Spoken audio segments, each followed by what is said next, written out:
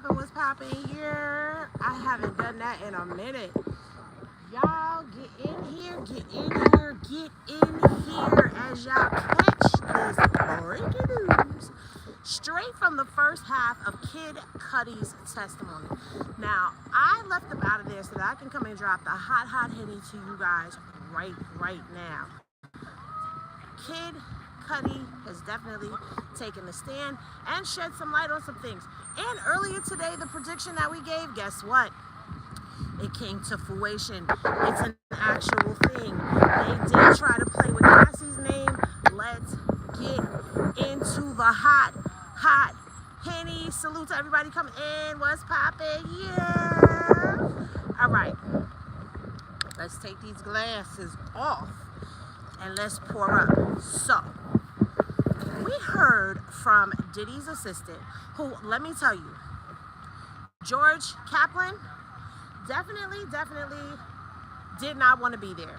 Said that he felt like he was forced to be there. Oh boy, wait till y'all hear this. Wait till y'all hear this. Wait till y'all hear this. He said he felt like he was forced because he could not say no because he was subpoenaed to come and testify against Diddy and he did not want to do that, okay? But he said not only did he witness a couple of incidences of either an act or signs of an act happening where Diddy was violent with Cassie, but he also saw that Diddy was violent with Gina, which is Jane. Now, he said that there was a time when they were on Diddy's private jet and Diddy, he heard some commotion, some glass crashing in the back of him, and he looks over his shoulder because he was sitting with his back to where the bedroom was on the private jet. And he looked over his shoulder and he sees Diddy standing over top of Cassie with a glass. So he already heard some glass breaking. He had another glass in his hand. Cassie was laying on her back with her legs up, like trying to put distance between her and Diddy. And he turned back around and was minding his business. Child, he said what happened after that was more chaos and glass breaking. And then Diddy just came up to the front and sat down. And he was all calm, like nothing had ever happened. And he told Cassie to stay in the back. And guess what? She stayed in the back the rest of that time. He didn't see Cassie until he went to go get her, to go pick her up for a walkthrough, like an appearance that Diddy had in Vegas. But he said he didn't see any marks on her that time. But there was another time when Diddy called him over the PA system, because he has like some like PA little system where he calls them in the house, you know, rich people stuff. And so he went into the bedroom and he saw Cassie there with her head in her hands and she was crying, but she had a bruise on like the side of her head. And when he went to go see what Diddy wanted him to go to the CVS and go get some stuff for swelling so that the swelling could go down. So that's exactly what happened. He went to go get the stuff, and I guess that's how they've been taking care of getting rid of some of this bruising and this swelling that's been happening. Right, he was just calm like nothing happened. Calm like nothing happened. So boom. When they get into the cross-examination from the defense, Aglafilio is cross-examining him, and he's asking him about Diddy as a businessman, and he's talking about, you know, how smart Diddy is and how his businesses are this and his businesses are that. He says that Diddy is a god among men. That tells you all you need to know right there. Then they started questioning him about him coming in to testify today, which he said he did not want to do, but he felt like he could not say no because he was subpoenaed. He talked about how this business, the reason he didn't say anything, and a lot of people were not saying anything. Oh, I forgot to tell y'all. When Diddy was standing over Cassie on that jet, he said that Cassie yelled out and was like, "Does anyone not see this?" And everybody just acted like they didn't see anything. And that seemed to be the theme that he kept saying, that everybody didn't say nothing. He kept minding his business, even though they was hearing what was going on. And he said one of the reasons why he didn't want to get involved is because For him, he was in his early 20s. He had just come home from college. He got the dream job, okay? This was a big opportunity for him and what it meant for his career. And he didn't want to blow that opportunity by going and getting involved in Diddy's personal life. So he chose to stay out of it, but it became too much for him, especially after he saw Diddy and Gina get into it. Now, the story about Diddy and Gina is that Diddy and Gina were in the Miami home, and he can't say what started, how it started, or any of that. But what he did testify to was that Gina and Diddy were they were in the foyer, and they had like some green apples there. Now, it's unclear as to whether or not these green apples were just decor or if they were actually real green apples.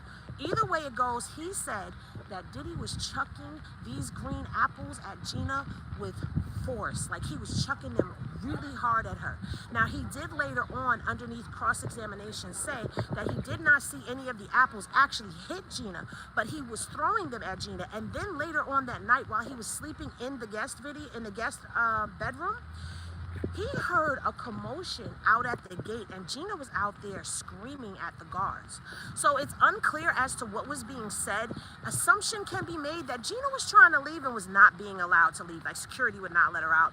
It was it was testified that in order for you to get out of that gate, you had to have the code or be in the position to be able to operate it. And who's in the position to operate it? The security. So he testified to the fact that not only was security that was paid to be there, but the other security, D-Rock and all of them, they were quiet as well. Other team members were quiet. He said the final straw for him was that whole situation with Gina, after seeing the situation with Cassie and then seeing the bruises and then seeing what was going on with Gina. He said that was kind of like his last straw with trying to work there. He didn't want to work it there anymore because it became a thing of his dream versus his morale. And at the time, his father was sick. So he spoke to KK and told KK about what had happened with Gina. And he said that KK was disappointed, but he did not specify what KK was disappointed in. I took it at first when he was telling this to the government that KK was disappointed that he was leaving the company because he told her that he was leaving. And so when he cross-examined, he said that KK was disappointed in Diddy for what had happened with Gina. And I'm just going to tell you like this. I don't think that that was the case. I do not think that she was disappointed. And the reason why I say that is because KK continued to stay on working with Diddy up until recent. Up until recent. Okay, she was still working there. So how disappointed were you? Plus, she knew everything. So no, I don't think that that's what it was. I really do think that she was disappointed that he was leaving. But,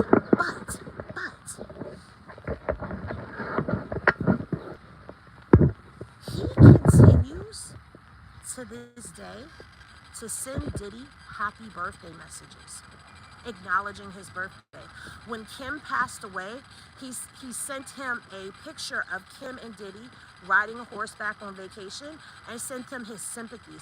He even invited Diddy to his wedding, even though Diddy did not show up to the wedding at all. He still invited him. This is a man who was on the stand as the prosecution's witness. That is speaking. I've never seen this before. But anyway, he also went on to describe the women in Diddy's life. He said that there was Kim, there was Cassie, and there was Gina, okay? He described Kim as being somebody that was very important in Diddy's life.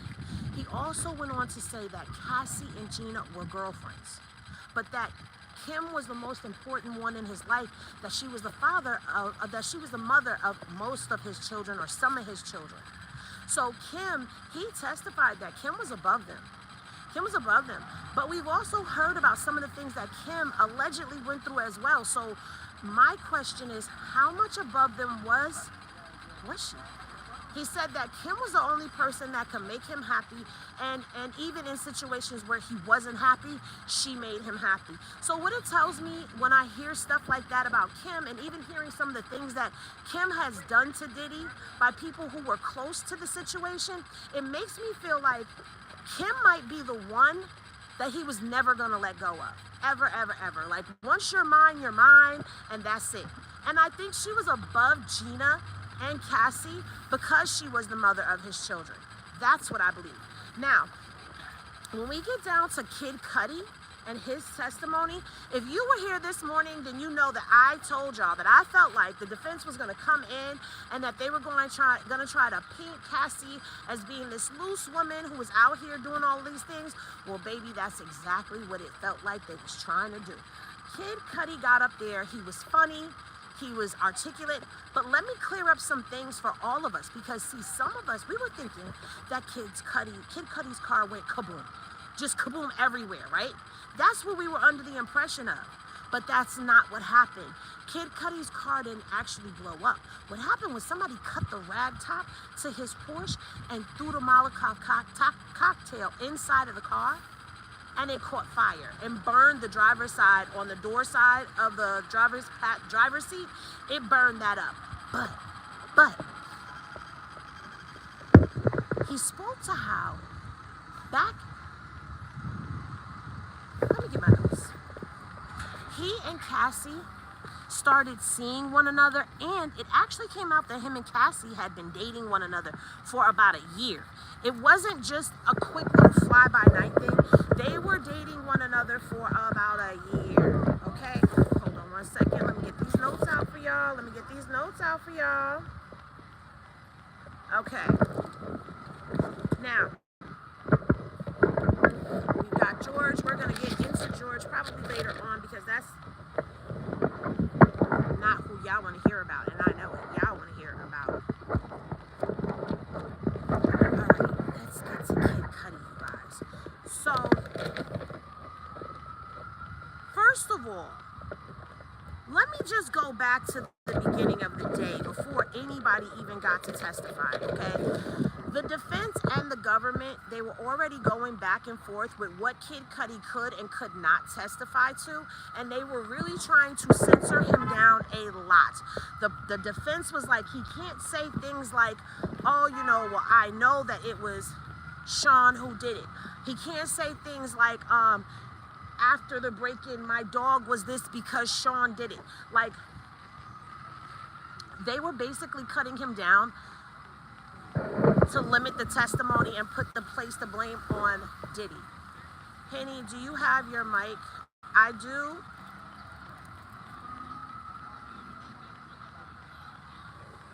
Here comes this guy with his music. Like, I need him to keep going. Why? Do I need to get my mic? Is that what you're telling me? Okay, let's keep going, you guys. I'll pull it in closer. I'll pull it in here. Oh, she said, no, you're fine. I can hear you. Okay. So, Cassie and Kid Cudi. So,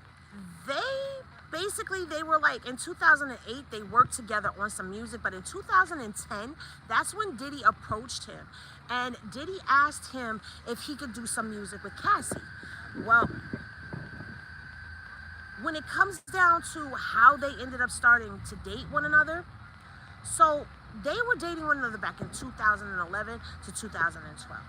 In 2011, he says he gets a frantic call from Cassie, where Cassie is telling him, she's already told him that her and Diddy are not together anymore. Like, they aren't together anymore. She's told him some of the horrific things that have happened at the hands of Diddy. So he's in like protector mode, super duper protector mode. Cassie then calls him one night. This is after they had already started dating one another. And she tells him that Diddy found out about them. He says she sounded scared, she was nervous, and she asked him to come and get her. So she goes with him. He takes her to the Sunset Marquee Hotel. He said that's a place that he used to go to. He was off the radar, and he wanted to get her somewhere and put her somewhere safe to keep her away from the diddler. So he takes her there. While he's there, he says he calls her friend Capricorn Clark, right? Gets on the phone with Capricorn. Capricorn is on speaker, and Capricorn, he said she is hysterically, like, upset. Because he tells her, like, listen, Diddy was threatening Cassie and all of this stuff, right? So Cassie and him are at the hotel, and Capricorn tells him, okay, that was when he picked her up. He gets a phone call from Capricorn. Capricorn tells him that Diddy and somebody else, I believe he said D-Rock, have her in the car, and they made her take them to his house. Diddy and this person allegedly broke into Kid Cudi's house. Now, when Kid Cudi hears this from Capricorn Clark, he said he left the Marquis, he left Cassie there, and he went home. Okay, the Marquis was like 15 minutes away from his house. He was driving a Porsche at the time. So what do you think that meant? Skirt, skirt.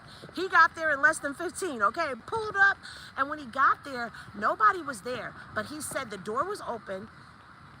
His gifts that he had gotten for his family that he brought from Chanel, those gifts were open, and his dog was behind the door.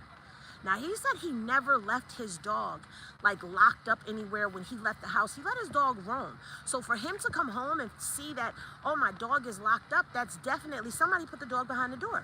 But he also said that he had security cameras. And when he went to look at the security cameras were turned in opposite directions. He had a camera at the door. It was facing the other way. So he thought he had footage, but he didn't have footage of the break-in. Crazy as hell. So he says that he called Diddy, okay? After this break-in happened, he gets on the phone and he calls Diddy, and he says, and he said it just like this on the stand. He said, MF, you in my house? He said Diddy told him, I just want to talk to you. So Kid Cudi said, I'm on my way. Diddy said, I'm over here waiting for you. But like I said, Diddy wasn't there when he got there. When they asked him what was Diddy's tone like on the phone, he said calm. He said calm. So after he went looking through and he seen that the security cameras were moved and all of that, and he saw that nothing had been taken. And the thing that I was focused in on was the fact that it was the gifts that were sitting on his counter. They weren't even under like a Christmas tree or anything like that. They were under his counter. Oh, I didn't get the boys. The boys are coming out for lunch. I didn't get that. I'll get them coming back in. Or can I get them from here? Oh, no, they're not going to come out this door. Anyway, let me finish telling y'all what's going on. So, I'm thinking that Diddy must have thought that those gifts, oh no, those were Kid Cudi. I missed it. Hold on. Did I miss it? I did. I missed it. Oh, I'm sorry, y'all. I missed it. Oh well. I heard all the yelling. I tried to run. I'm sorry, y'all. All right, well, let's finish what we was talking about. So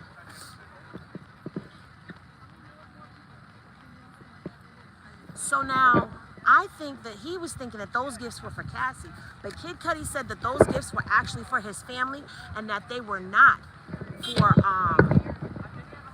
they weren't for Cassie. So that was my thought, that as soon as he saw that there was gifts from Chanel out there, that he thought that those were for Cassie. So now, he called Diddy again, right? And he asked Diddy where he was. And Diddy said that he was on his way, that he was on his way to him.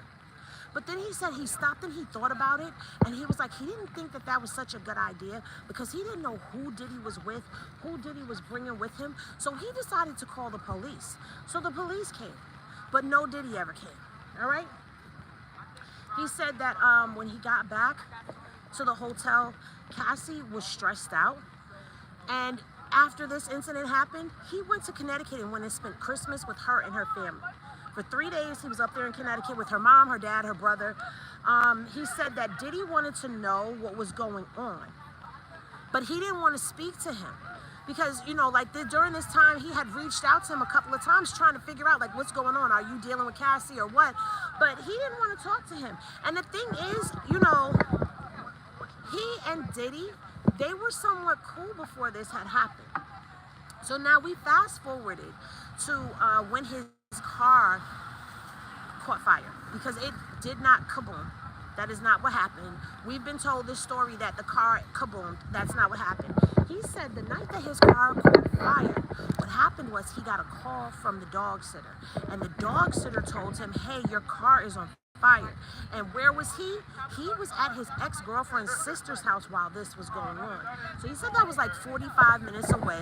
So he raced home, and when he got there, one of his friends had gotten there, and I guess, you know, they took care of what they needed to take care of. Now, when they showed us the photos, you could actually see where it was cut in the top of the roof, and the Molotov cocktail was dropped inside of the car, and you saw all of the burn damage that had happened. It was like black soot on the driver's door, black soot on the window, black soot all over the driver's door. The driver's side of the seat was all burned up, but the car was not, it didn't blow up, you guys. It did not blow up, just so you guys know.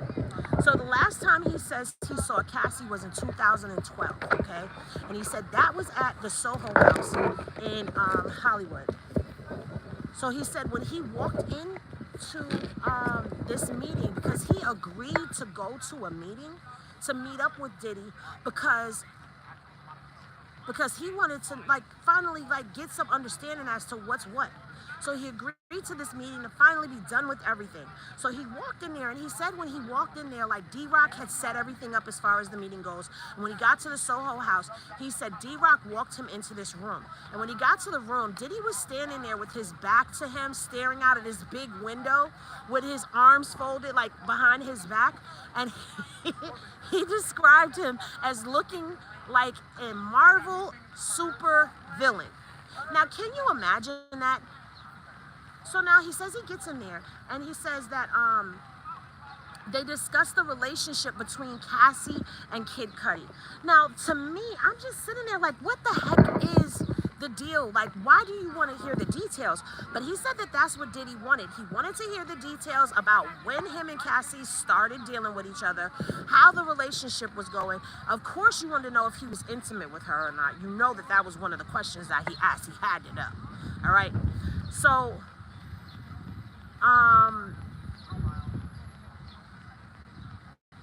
when Cassie got there, he does say at some point Cassie did arrive. And when Cassie got there, he was upset because he had learned that she had gone back to Diddy. Okay, and she went back to him after the vehicle was kaboomed. Well, not kaboomed, but burned. Snap, crackle, popped. Yeah.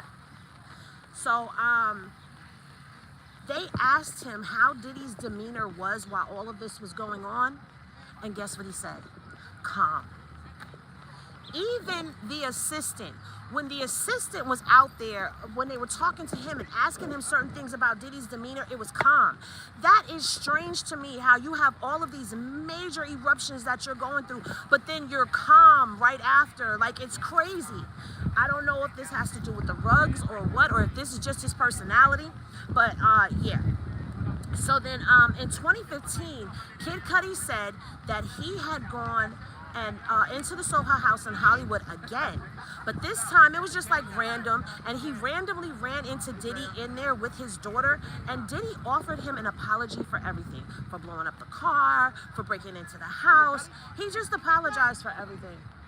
We all caught him right here. Is he done for the day? I think. Oh, damn. So now he is? Damn. Sorry, y'all. I didn't get no Kid Cudi footage today. So, now on cross-examination, he was cross-examined by Brian Steele. So now Brian Steele gets up there, and Brian Steele was asking him, did you know about fingerprints and DNA that was taken from the fire? So Kid Cudi's yeah, I know that they came, and I tried to keep up with them. He said, did you know that the DNA was of females? Objection. Objection. And let me tell you something. They never went back to that question. We never got to know what that was, what they were getting to, but we can speculate. Now, he says before January 9th of 2012, right, Kid Cudi and Cassie, they had broke up. And before that, they had been talking every day. And Brian Steele said to him, you were hurt and you were upset because you felt like she played you. You felt like she lied to you about what was going on with her and Diddy. You felt lied to. Like he was leading with that. But I told you guys, I already had a feeling that that's how the defense was going to play this, that they were going to try to play on that.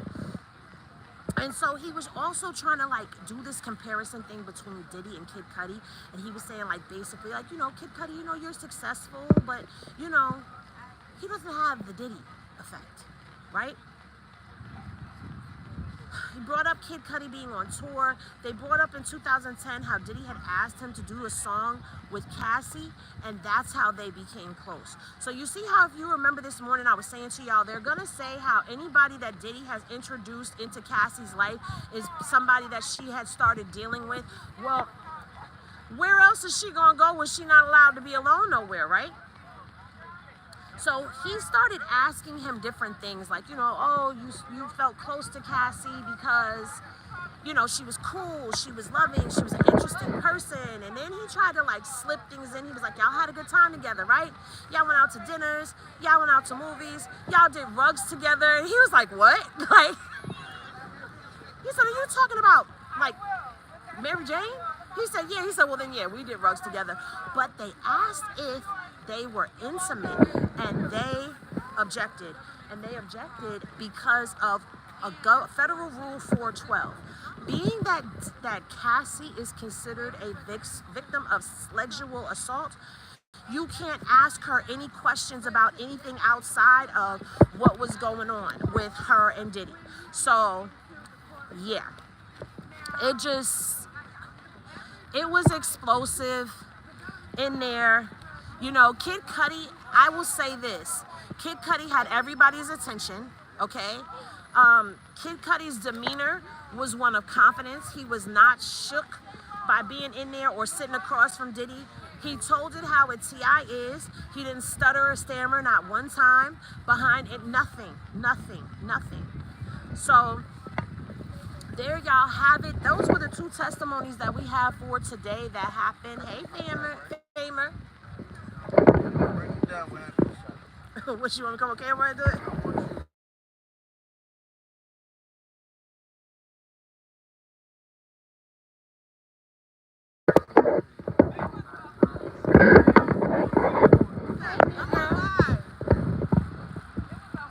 Big niggas, they understand my game, so they like, damn, he blowing up off our name. You know, Okay. You ready? I'm ready when you are. Yeah. Stand in front of it, just let us know what happened inside.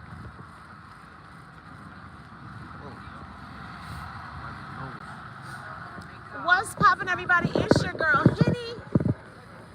Uh-oh. You live right here? I'm live right here. Hey.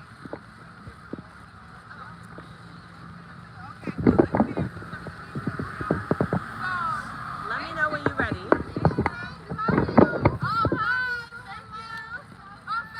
You ready? I'm ready. What's poppin', everybody? It's your girl, Henny. I'm about to give you a quick little rundown of everything that happened today in court. So today we had Diddy's assistant, George Kaplan, come in there and testify. But Kaplan had a little... Yo, all these cackling hens, man. I don't even know where they came from. Like, I don't know where they came from. It was just quiet over there.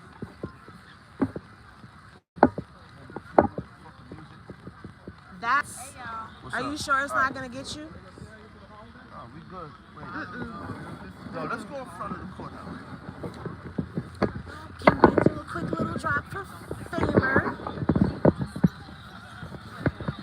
This dude with his music.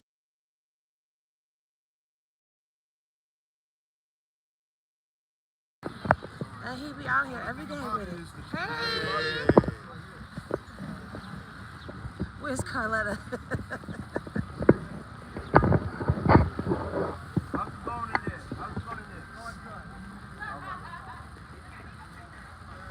I'm mad I didn't get Kid Cudi. I'll give you the footage, yo. You will? Yeah. Thank You you. helping me? Come. All right. Yeah, we here to make this money. Ooh, what you want? Wait. Which one you want? You want the Kid Cudi I part? want Kid Cudi right now. Okay, so I'll just talk about Kid the Kid Cudi part. Cudi, 2.5 minutes or 2 minutes. 2 minutes? Kid Cudi, let's get right to it. Kidnappings. I heard he wasn't at home. They broke in the crib. Uh-huh. Is that a fact? That's a fact. All right. Yeah. what's poppin', everybody? It's your girl Henny from Henny Say Reviews. I'm about to give y'all two on the things that went on upstairs. So Henny, just quickly. Hold on, I'm sorry. Are you gonna edit that? Wait. Let me get this gig. I'm done with Essence. My bad. Hold on.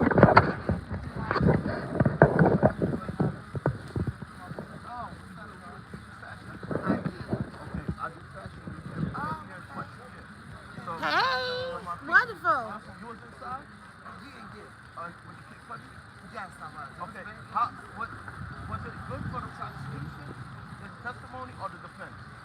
No, he got so good.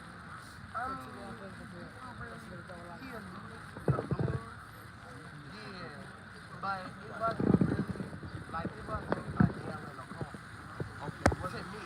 What about blowing up the car? You mentioned that? He was definitely better than Dawn. Right. Okay. So the car just blew up. I mean, we saw that. We knew that.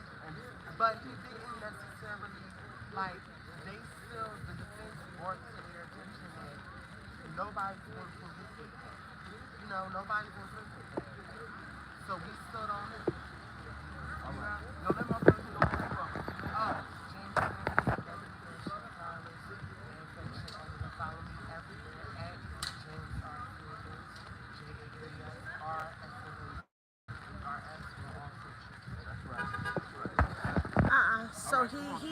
He's from Essence. Come on, shorty, let's do it. He said, "Come on, shorty." All right. Let's do it. All right. So this So is you're how gonna ask me questions. This is how I should do it. All right. This is how I'm gonna do it now. For some of you, I'm gonna go live. For some of you, I'm gonna do regular. That's what I'm gonna have to do because time is going and this is just came off the press. All right, we're going live right now, and yeah. No, I'm not going. I'm about to leave too. Kid Cudi came out. I know, I missed that. I'm gonna send you the thing. Please send it to me. Yeah. I'm gonna send it to you.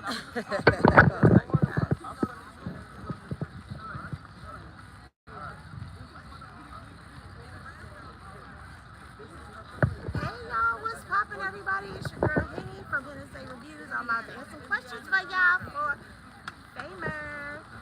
All right, so let's get to it. For Famer 2, you're a spokesperson now. You are a Famer. People gonna come in. People gonna start coming in, but you can start talking about what happened inside. All right, so one thing that I do want to clear up is that the car did not go kaboom. Okay, it was a Molotov cocktail that was involved. The top of Kid Cudi's Porsche was ripped open. It was cut open. You could clearly see that. And the Molotov cocktail was dropped inside. So you got to see where all of the smoke damage and the smog and all of that on the driver's side door happened. You got to see the driver's side seat on the door side of it. It was burnt up. But yeah, Diddy allegedly broke into the house while Kid Cudi was at the Sunset Marquis Hotel with Cassie, who had just called him and told him, you know, Diddy found out about us. So he was all concerned about her because she was scared and nervous and all of that. And he wanted to protect her and get her safe and take her off the radar. So he took her to the Sunset Marquis and stashed her away. But while they were there, her friend Capricorn Clark called on the phone and told them that Diddy and his security had her take them to his house because he was looking for Cassie. He broke into Kid Cudi's house, opened up the Christmas gifts that were from Chanel, and then locked his dog in a room. That's what he did. So Kid Cudi gets wind of this, drives over to his house. When he gets there, he sees that his cameras for security had been turned the opposite way, that they weren't facing the door like they were supposed to. So he said he called Diddy and was just like on some, you was in my house? So Diddy said, I just want to talk. He said, I'm on my way. But he said he thought about it for a second and was just like, he don't know who Diddy's with. He doesn't know what Diddy got with him. So he thought about it again and decided that he was going to call the police. So he called the police and made an incident report about that. But one of the things that the defense team did bring out was the fact that there was DNA and fingerprints that were taken from the Molotov cocktail that was dropped inside of the car. The bombshell to that was they're alleging that the DNA that came back was from a female. But who was the female? Dun, dun, dun. But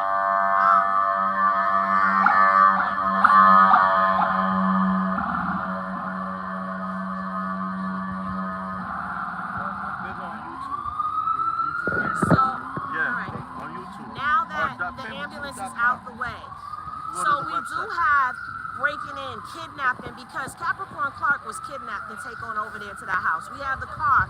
All right, hold up. Who went to Kid Cudi's house? Who was it? Was Diddy there? Diddy was at his house. Okay, and who else? One of his security. That was it? That was it.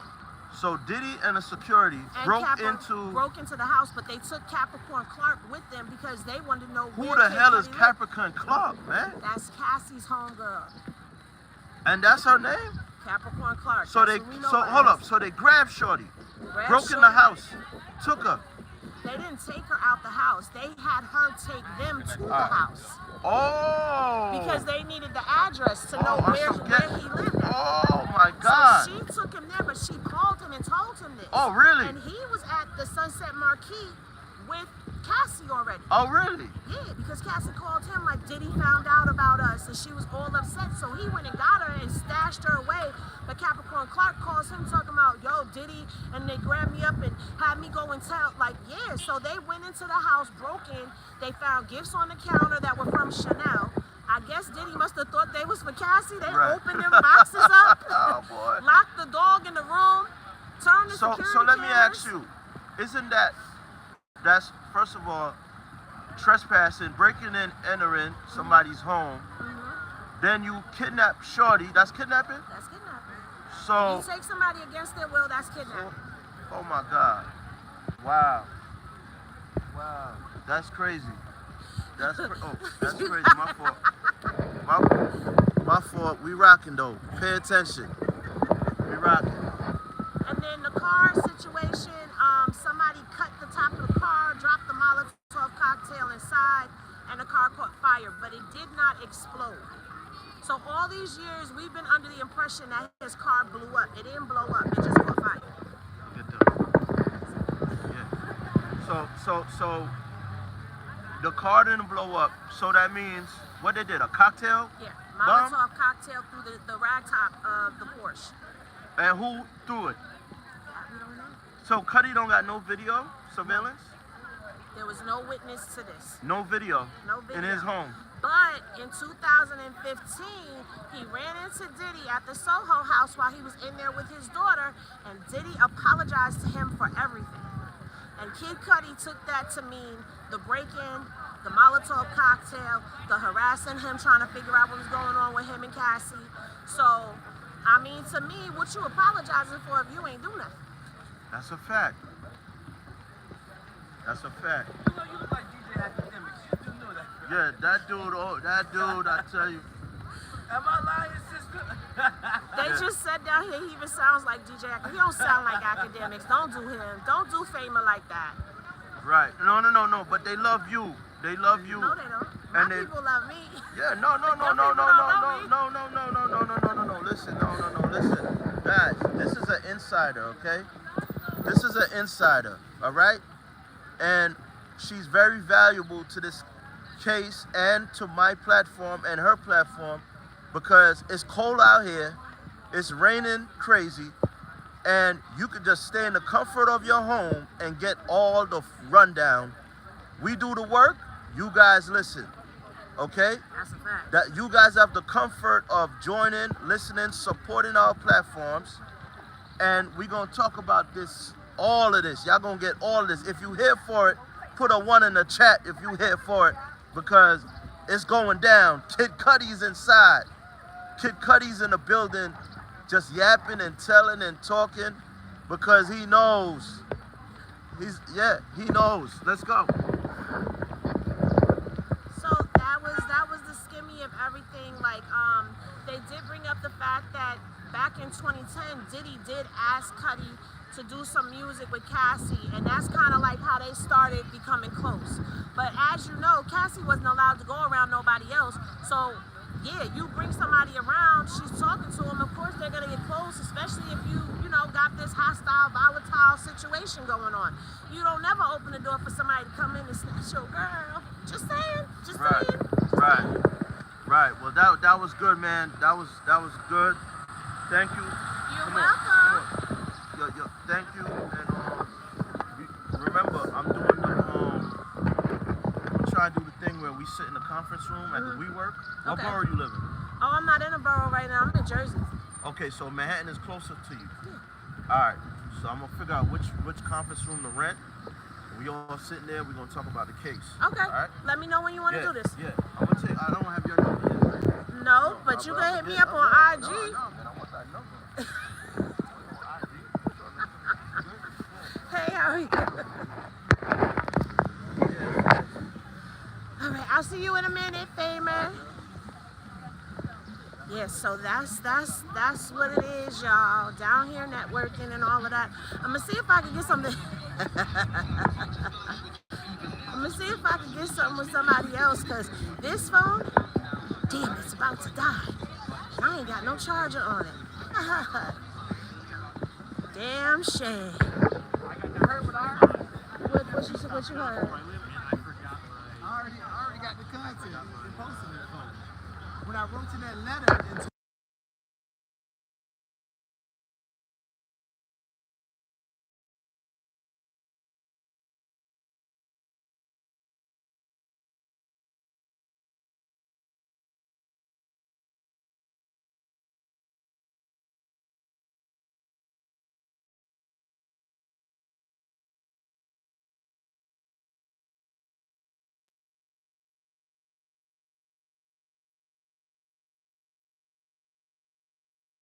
My peoples is out here wondering too, so I guess we gonna do this now. well, no. Cause I'm already live. You live now. What's up, y'all? What's up? Make sure you guys like the video, subscribe to the channel, and tune in. The most comprehensive, that is with legal understanding, trolling, roasting, and gagging. I'm gonna give you all the tea. I don't know what they talking about, but what I heard was something completely different. Okay? What's up? This is I know. Hennessy Reviews for everybody in the Christian rock sector. Everybody was wondering who was yelling and screaming at me yesterday. It was her. Well, we good now, okay? We good now, and I wasn't hooping and hollering. Well, they said you was. That's because you caught the wrong clip of everything. I caught the wrong clip of everything. Denot came up doing the Denot. That's why your channel died. I did. Anyways, listen.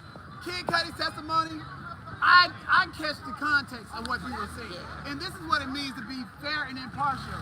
It's what they say and what they don't say, the underlining everything. So true. let me give it to you straight up.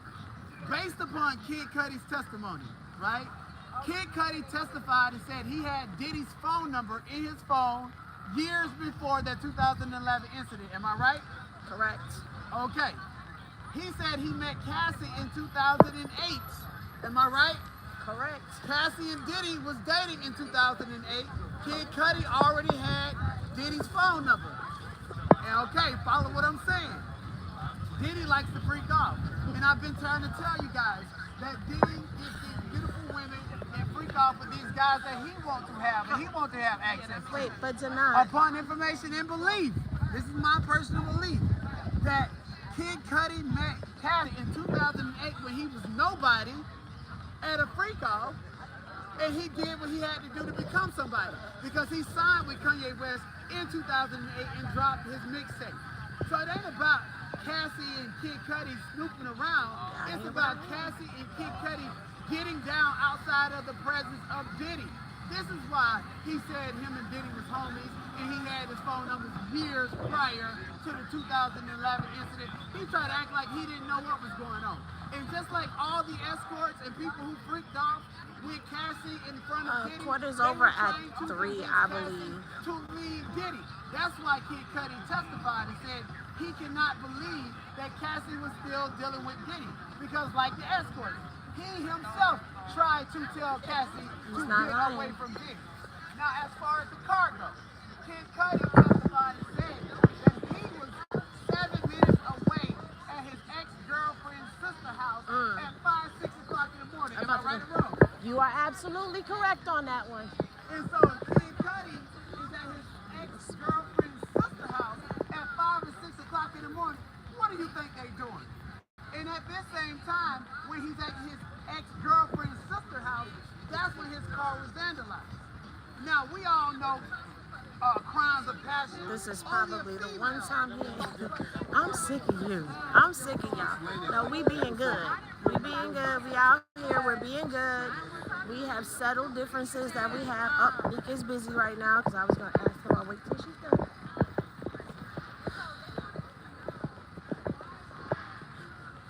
as you can see, that is the story that everybody is breaking right now about what was said when it was said what it was said. Can you say a couple things to my people, please? Okay, first of all, tell them who you are. Hey, I'm Deborah O. I'm an entertainment reporter. Yes. So I had the privilege of sitting with this beautiful woman in court. Tell me what you thought about the Kid Cudi testimony. First of all, it was definitely entertaining. I will say that. He's an entertainer for sure. So, I will say, I can see both sides when it comes to the defense and the prosecution. Prosecution trying to show that, hey, Cudi was a safe place for Cassie, and that's the reason why she wanted to kind of step out of her relationship with Diddy, just so she can have a safe place to be calm and, things of that nature. Right. But the defense, they've been poking holes. You know what I'm saying? That's what I said in my report, that the theme of this is poking holes for the defense. And that's what they do with everybody that's getting up there, is they're poking. Yes. But I've told, my people on here, I told them, like, that's what the defense is supposed to do, because that's one of the jury instructions. Is this person credible? Right. So if they could poke holes at the credibility of the story or the person, then the defense is doing what they were told that they need to do. And Diddy was not wearing beige today, y'all. This is who helped me figure out what he was wearing as well, because we were up on that. Like, what was he looking? Is that mauve? Like Jay-Z. Right. Look at us with our 64 box Crayola crayon list. He's definitely sticking to this color scheme of being a calm, like kind of staying underneath the radar, not too flashy, making a very calm demeanor. But you know what I've noticed though? Even though that may be what it gives in the courtroom, with us in the overflow room, when he's sitting in that sea of dark suits, it's like he kind of illuminates and stands out still. Yeah, so everything is just kind of still, and it's Diddy. I told y'all the hair was gray. Yes, fully gray. It's giving Santa Claus. Fully gray. Well, thank you so much for taking a moment, because you didn't have to, and I appreciate you. Are you going back up? Yes, I'm just gonna finish my report and then I'm gonna run. Who's coming next? They said it's a custodian or something like that. Yeah, so that's something. I'm going to get pizza. That's what I said. In a rush. I'm gonna finish my report real quick and then I go up there. Hear about the custodian? Y'all don't want to hear about the custodian. Wait a minute, the custodian could have been cleaning up the freak offs. Might be the cleanup man. So that's what I was gonna say before I might go up there just to check what they got to say. Right. But thank you so much. I'll see you inside. I'll see you up there too. All right. Let's see if we can get somebody to give us their perspective. Another person. Oh, Tisa is busy. Tisa is working right now. I'm not even going to bother her because she's doing her thing. Everybody is out here doing their thing right now. Oh, I'm not even going to bother with certain folk because I know how certain folk is giving it up.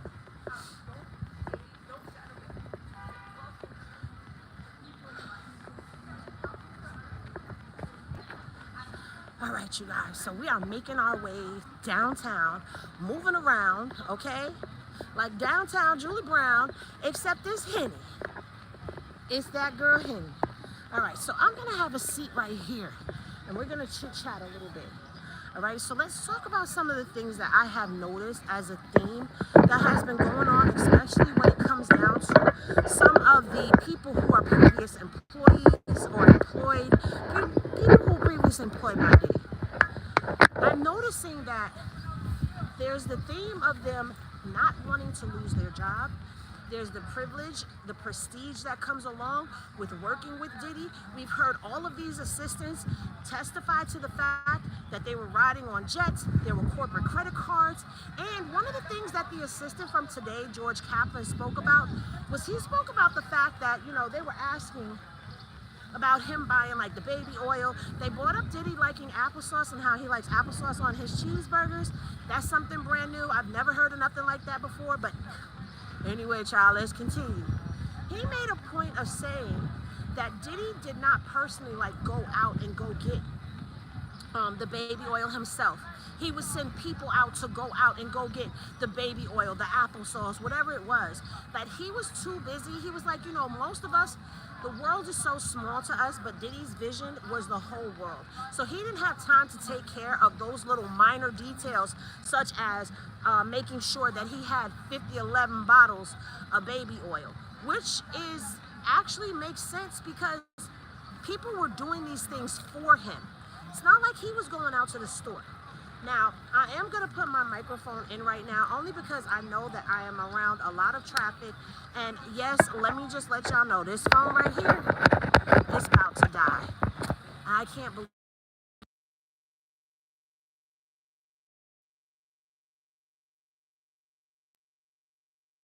the phone. So, the programs, hold on, y'all.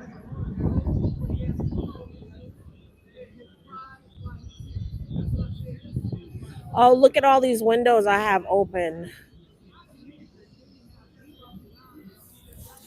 Okay. As well. No, he did not have applesauce in the oil as well, guys. He did not do that. But it's just a theme of things that is going on. It's just this custodian. I don't know where he worked, or don't know if he was one of Diddy's custodians or what. But we're gonna find out.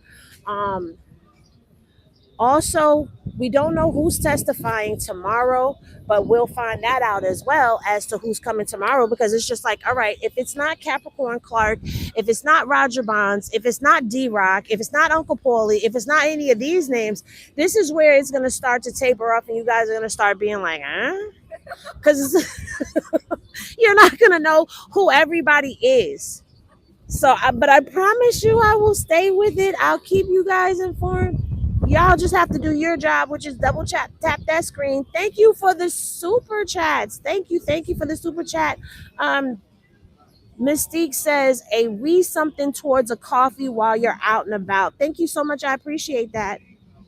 I missed a couple of them. I didn't mean to charge it to my head and not my heart. Y'all know I love y'all so much. And thank you to everybody who has been sending super cash apps as well. But yeah, we're gonna have to see what these people are bringing to the table, because if it's just more mundane stuff, and then you have to also think we haven't gotten into his financial records as of yet either, and those financial records are going to come into play because we're hearing a lot about the corporate credit card being used. So, and then we even heard about how there were Western Union wires that were being sent from Combs Enterprise, and the assistant was going and picking them up, and it was 10 bands at a time, and they was bringing up, yeah, we banning apple. No, we're not banning applesauce now, but I'm just saying that's how you doing. That's one of his favorite foods is applesauce, and he loves applesauce so much he puts it on his cheeseburgers. The first person that goes out here and tries a cheeseburger with applesauce, please come back and tell me how that tastes. But anyway, you guys, you see it is windy out here. I am definitely trying to run and get something to eat really quickly, because yesterday I did not eat all day, and that was not a good look by the time I got to where I was going. I was storming. But all right, y'all. I love y'all. I will be back, and I'll see y'all in the next video, everybody. Peace, everyone. I won't end.